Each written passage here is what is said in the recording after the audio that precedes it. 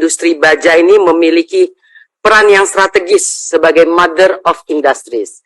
Kenapa? Karena ya industri baja ini memproduksi untuk memenuhi kebutuhan dan perkembangan sektor industri lainnya. Nah, dan memang suka nggak suka bahwa negara yang kuat industri bajanya, negaranya itu akan kuat. Contohnya Cina, Amerika, Jerman, Korea, India, dan lain-lain, Pak. Kita mau ke sana nih arahnya nanti nih, Pak. Indonesia seharusnya. Saya ingin tahu saja, Pak, dampak perang antara Rusia dan Ukraina. Kita tahu bahwa kedua negara itu adalah pengekspor baja, Pak. Dan dengan dampak perang kedua negara itu, banyak negara-negara lain yang tidak mau mengambil baja dari kedua negara. Hal ini tentunya menjadi peluang bagi Indonesia, Pak. Peluang apa yang sudah didapat oleh Krakatau Steel?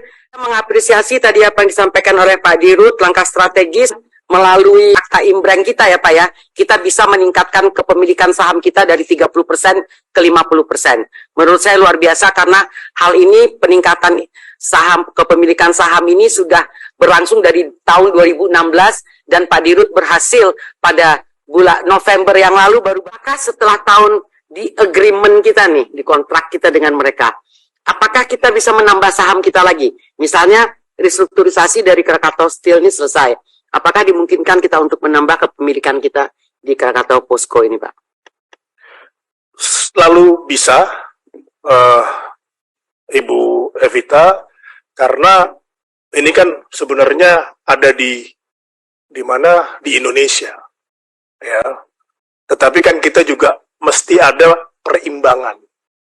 Kita juga perlu ekspertis mereka karena Posko ini adalah perusahaan baja paling efisien di dunia. Saya lihat di sini sih laporan keuangan Bapak ya optimis ya. Kita melihatnya bahwa kita menyambut baik ya. Bapak bisa berhasil mencetak pertumbuhan kinerja menurut saya positif selama 9 bulan sampai September 2022 karena bisa meraup laba yang saya rasa cukup double up dari periode laba yang sebelumnya.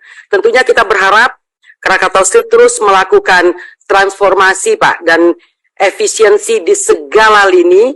Kemudian tentunya kita berharap Krakatau Steel terus mengembangkan produk hilir yang tentunya semakin berkualitas. Kita tahu di G20 juga dibicarakan juga bagaimana kita melakukan penurunan terhadap emisi karbon, Pak. Nah, dan kita di Uni Eropa sekarang itu sudah dilakukan oleh mereka dan mereka itu sudah memulai pengesahan daripada penurunan emisi karbon ini. Rencana pengembangan PT Krakatau Steel yang dilakukan ke depan, apakah ini juga menjadi salah satu konsiderasi ke depan? Baik, Mbak Evita.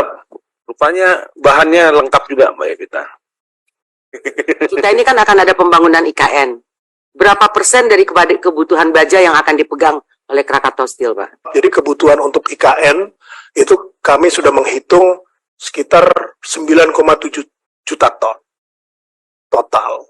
Dari sisi demand sih oke, ya. Karena kebutuhan Indonesia itu kan sekitar 20 juta ton satu tahun. Ya.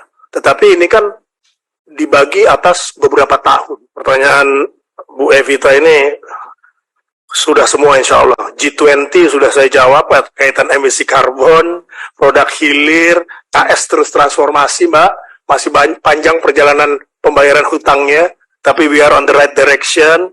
Laporan keuangan pasti optimis.